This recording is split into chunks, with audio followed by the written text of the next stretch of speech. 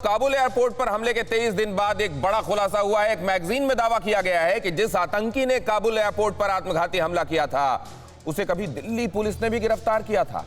दिल्ली में सजा काटने के बाद वो अफगानिस्तान पहुंचा था और वहां वो फिर से आतंकी गतिविधियों में शामिल हो गया और उसके बाद वो हुआ जिससे अफगानिस्तान कांप गया। क्या है उस दावे की सच्चाई? देखिए TV9 भारतवर्ष की एक्सक्लूसिव पड़ताल और उसका नतीजा।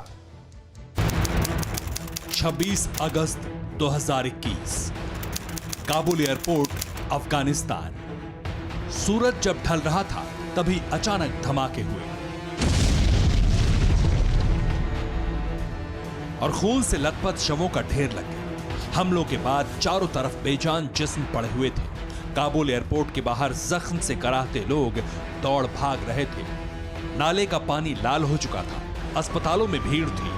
मौत का जब आंकड़ा मुकम्मल हुआ तब तक 180 लोगों की जिंदगी दस्तावेज में सिमट चुकी थी। 13 अमेरिकी कमांडोज मारे गए, कई जख्मी थे और वो आतंकी भी मारा गया था जो आत्मघाती बनकर पहुंचा था भीड़ के बीच।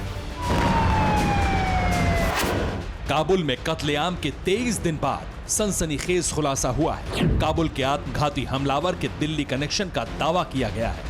ये दावा किसी और ने नहीं बल्कि जिस ISIS खुरासान ने काबुल में कोहराम मचाया था उसी ने अपनी मैगजीन में लंबा चौड़ा लेख लिखा है। ISIS खुरासान के मुखपत्र की तरह काम करने वाली मैगजीन में दावा किया गया है।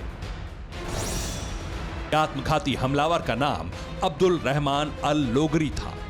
आत्मघाती हमलावर को भारत में 5 साल पहले गिरफ्तार किया गया था जब वो कश्मीर का बदला लेने के लिए हमला करने दिल्ली गया था। मैगजीन में दावा किया गया है कि 2016 में अब्दुल रहमान को दिल्ली पुलिस ने पकड़ा था। जेल में सजा काटने के बाद उसे फिर से अफगानिस्तान भेज दिया गया और फिर अमेरिकी सेना की मदद से काबुल एयरपोर्ट से निकाले जा रहे लोगों की भीड़ में जाकर वो फट गया। फिर जो खून का दरिया बहा उससे पूरी दुनिया कांप गई। ISKP ने अपनी मैगजीन वॉइस ऑफ हिंद का नया जिहादी एडिशन जारी किया है।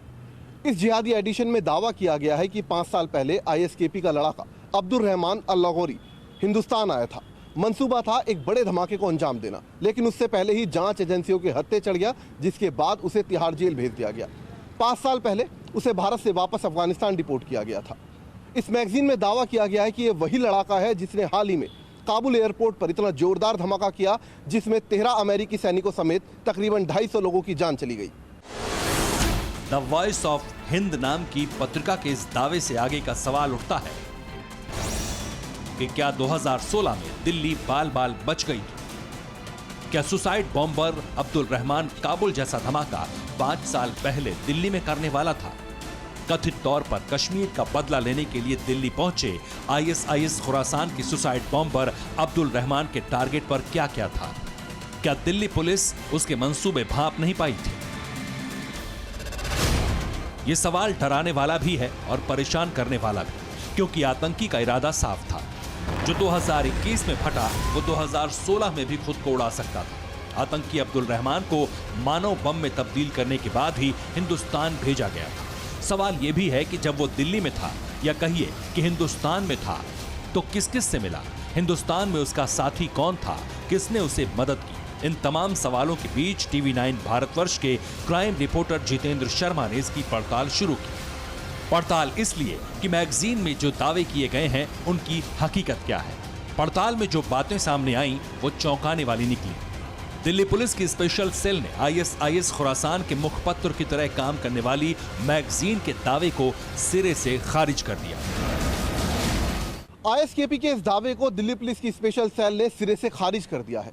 दरअसल जांच एजेंसियों का कहना है कि अब्दुल रहमान अल लोगरी नाम के किसी भी आतंकी को 5 साल पहले हिंदुस्तान में नहीं पकड़ा गया था और ना ही इस नाम के किसी आतंकी को वापस अफगानिस्तान डिपोर्ट किया गया है।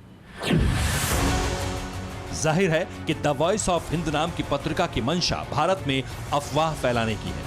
2020 के फरवरी में दिल्ली दंगों को लेकर भी इस मैगजीन ने ऐसी ही अफवाहों को आकार दिया था। इसके बाद दिल्ली पुलिस की स्पेशल सेल ने ISIS-K के साथ कथित रूप से संबंध रखने के आरोप में एक कश्मीरी जोड़े को गिरफ्तार भी किया था। अब तक पूरे भारत में ISIS-K की प्रोपेगेंडा मैगजीन से जुड़े 1 दर्जन से ज्यादा लोगों को गिरफ्तार किया जा चुका है। एक बार फिर काबुल एयरपोर्ट पर हुए धमाके के बहाने अपने मंसूबों को नए सिरे से गढ़ने की कोशिश की है, लेकिन दिल्ली पुलिस ने सारा सच सामने ला दिया है। जितेंद्र शर्मा, दिल्ली, TV9 भारतवर्ष।